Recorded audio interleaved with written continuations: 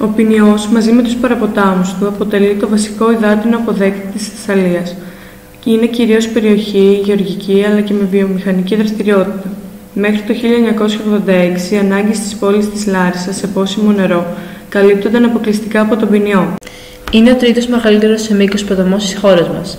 Η λεκάνη περιοχής του καλύπτει έκταση 10.700 τετραγωνικών χιλιόμετρων και το ύψος της μέσης ετήσιας βροχόπτωσης είναι 779 mm. Ο Ποινιός κινείται από τα δυτικά προς τα ανατολικά, παίρνοντας από τα στενά της Καλαμπάκας και φτάνοντας στον Θεσσαλικό.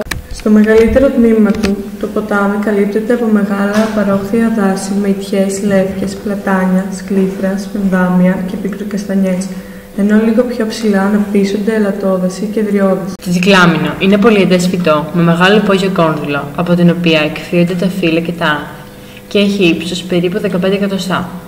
Τα φύλλα εμφανίζονται το φθινόπωρο μετά από τα άνθη. Η Κιονούρα είναι γένος πολυετών θαμνωδών φυτών που φυτρώνουν στις χώρες της λεκάνης της Μεσογείου, την νότια και την ανατολική Βαλκανική Χερσόνησο. Περιλαμβάνει ένα μοναδικό είδος γνωστό παλαιότερα ως μαρσδένιο. Το Λακτούρα σαλίκνα είναι ένα ετήσιο βότανο. Τα φύλλα είναι πολύ μακριά και στενά. Το επάνω μέρος του στελέχους καταλαμβάνεται από μια στενή τεξιανθία. Η κεφαλή του λουλουδιού είναι ανοιχτή, με ορθογώνια άνθη, με οχροκίτρινες ακτίνες. Η ορνηθοπανίδα του ποταμού περιλαμβάνει δεκάδες είδη, που διαδέχονται το ένα το άλλο ανάλογα με την περιοχή. Από τα αρπακτικά στα ψηλά και στα τέμπη ζουν εφηδετοί, μπούφοι, ξεφτέρια, βραχοκοκκίνεζα, πετρίτες και σφικιάριδα. Ο Γουλιανός. Στην Ελλάδα αυτό το είδος του συναντάμε στις λίμνες και τα ποτάμια της Μακεδονίας, της Θράκης και της Θεσσαλίας. Ο Γουλιανός είναι ένα χαρακτηριστικά δύσμορφο και αποθητικό στην εμφάνιση ψάρι, με κεφάλι μεγάλο και πλατή, με στόμα ελαφρά σχισμένο ανοιχτά προς τα επάνω. Ο Γουλιανός είναι ιδιαίτερα αρπακτικό ψάρι. Η μακεδονική βελονίτσα από το Θεσσαλικό Ποινιό.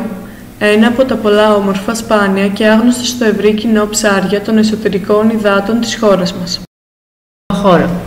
Η γερακίνα είναι ένα μεσαίο μεγέθους, στιβαρό αρπακτικό, με εξαιρετικά ποικιλοχρωματισμό στο πτέρωμά του, όπου κυμαίνεται από σχεδόν άσπρο μέχρι σχεδόν μαύρο. Η φάντρα είναι στουρθιόμορφο πτηνό της οικογένειας των Εμιζιδών, που απαντάται και στον ελλαδικό χώρο. Ανοίξει μια ομάδα πτηνών που στη χώρα μας είναι γνωστή με τη γενική ονομασία ανθοσκόπη. Πρόκειται για πολύ δραστήριο πτηνό που κινείται συνεχώς στα κλαδιά των δέντρων και τα καλάμια αναζητώντας την τροφή του, πολλές φορές σε ανάποδη στάση. Το χαβαρόνι είναι κορακοειδές με σχετικά μικρό κεφάλι και κοντούς στάρσους. Το πτέρωμα είναι μαύρο. Το είδος αναπαράγεται κυρίως στις ανοιχτές περιοχές με διάσπαρτες στάδες δέντρων απαραίτητα για να κουρνιάζουν. Λιβελούλα. Χαρακτηριστικό έντομο με μακρύ σώμα και δύο ζευγάρι διαφανών φτερών. Πετάει με μεγάλη ταχύτητα πάνω από την επιφάνεια του νερού και αναζητά μικρά επιτάμενα πλάσματα που είναι η τροφή τους. Ο Ποινιός δέχεται σημαντικές πιέσεις και ρύπανση από αστικά και βιομηχανικά απόβλητα, καθώς και την εντατική γεωργική και κτηνοτροφική δραστηριότητα που χαρακτηρίζει τη Θεσσαλική πεδιάδα. Έχει υποστεί σημαντικές αλλοιώσεις από τον εγκυβωτισμό της κήτης του, την κατασκευή αρδευτικών δικτύων και προσωρινών φραγμάτων, καθώς και από τις υπεραντλήσεις. Κατά τους θερινούς μήνες, οπότε οι απαιτήσεις νερού είναι μεγάλες και υπάρχει και μείωση της παροχής του ποταμού, οι συνέπειες από τη ρύπανση είναι πλέον εμφανείς και έντονες.